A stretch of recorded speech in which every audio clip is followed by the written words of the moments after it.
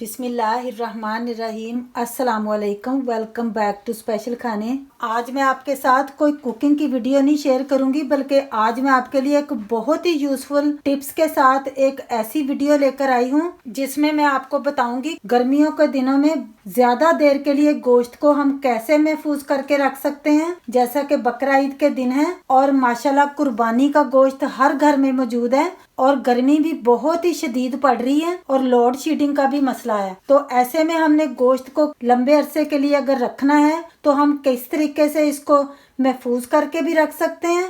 और दूसरा एक और तरीका भी मैं आपको बताऊंगी कि कुर्बानी के गोश्त के अंदर जो हल्की सी एक हीक होती है, एक स्मेल होती है, इसको खत्म करने का भी तरीका मैं आपके साथ शेयर करूंगी। बहुत ही इम्पोर्टेंट वीडियो है, आपने गौर से देखना है, कहीं नहीं जाना। ये वीडियो आपके बहुत ही काम आने वाली है, स्पेशली इन दिनों में।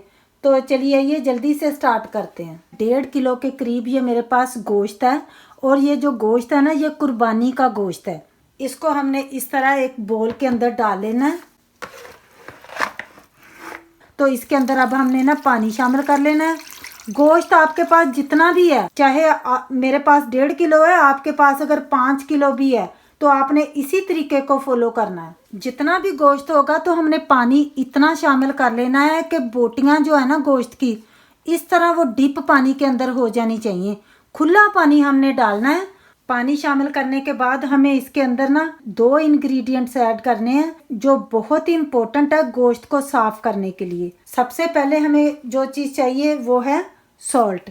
1 टेबलस्पून सॉल्ट का ऐड कर रही हूँ 1.5 किलो गोश्त के अंदर। जो कुर्बानी के गोश्त के अंदर हल्की सी एक हीक होती है, हल्की सी एक स्मेल होती है ना, उसको कैसे दूर किया जाए। अब यहाँ पर मैंने लिया है सिरका। ये बहुत इम्पोर्टेंट है, आपने सिरका ज़रूर ऐड करना है, यानी कि विनीगर। मेरे पास देखें 1.5 किलो गोश्त है ना, तो मैं उसके अंदर शामिल करूँगी 1 भर के टेबलस्पून सिरके का।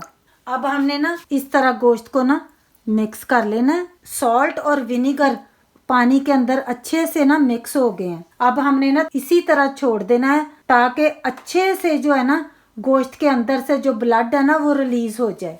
अब 15 मिनट हो चुके हैं।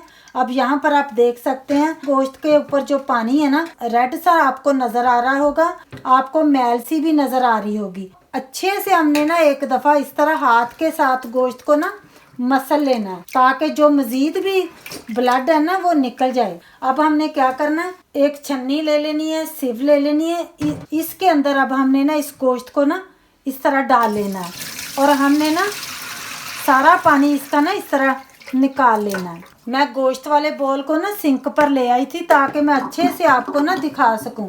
अब हमने ठंडे पानी को हमने खोल लेना है टैप को और हमने अच्छे से गोश्त को ना वॉश कर ले। खुले पानी के साथ हमने वॉश करना है ताकि जो सॉल्ट लगा हुआ है और विनीगर भी लगा हुआ है ना वो निकल जाए। अगर आपको कोई बोटी लगे कि काफ़ी जैसे ये रेड सी है, इसके अंदर अभी भी देखें गोश्त के अंदर ना काफ़ी ब्लड इकट्ठा हुआ है, इसको ना हमने इस तरह प्रेस करते हुए इस तरह निकाल लेना। अच्छे से वॉश करते हुए ना इसको निकाल लेना है। हमने इस तरह स्क्वीज करते हुए ना हमने बोटी में से ना ब्लड को निकाल लेना है ताकि बोटी क्लीन हो जाए।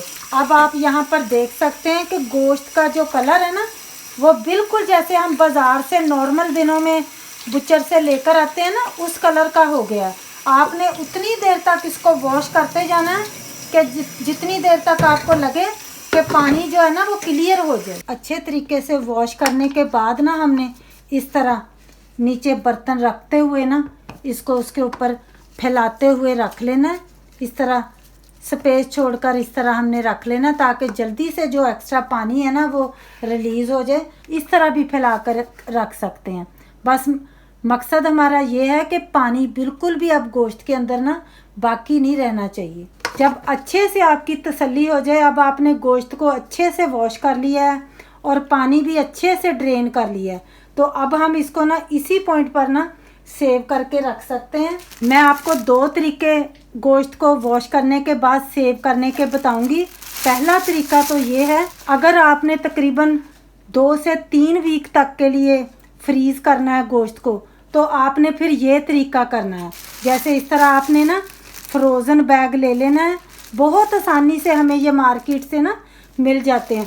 इस तरह फिर हमने क्या करना है, साफ सुथरे अपने गोश्त को इस तरह हमने ना फ्रोज़न बैग के अंदर डाल लेना है।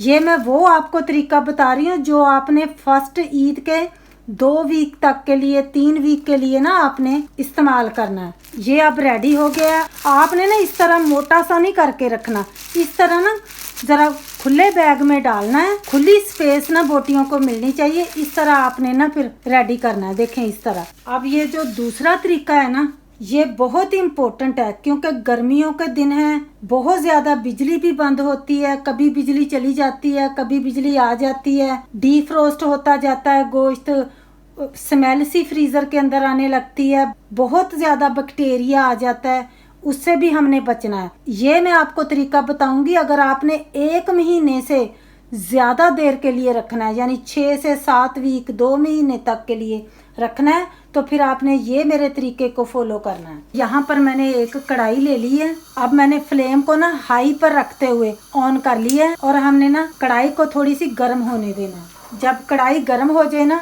तो आपने इस तरह जो वॉश किया हुआ गोश्त है ना, इस तरह फिर हमने ना गोश्त को लेना है। अगर हम मॉइस्चर को ड्राई नहीं करते ना, तो बैक्टीरिया बनता है जो हमारी सेहत के लिए बहुत ही खतरनाक है। हमने पता क्या करना है, ये मॉइस्चर को हमने ड्राई कर लेना है। यहाँ पर मैंने ली है हल्दी। ये बहुत ज़रूरी है। हल्दी डालने से ना, हल्दी बैक्टीरिया को किल करती है और ये बैक्टीरिया को कभी भी बिल्डअप नहीं होने देती, बनने नहीं देती। अब हमने क्या करना है, इस तरह ना फ्लेम को हमने हाई पर रखना है। देखें, फ्लेम को हमने लो पर या मीडियम पर नहीं रखना जल्दी से, ताकि ना हाई पर रखने से ना फ्लेम पानी रिलीज़ होता जाए और ये ड्राई भी होता जाएगा।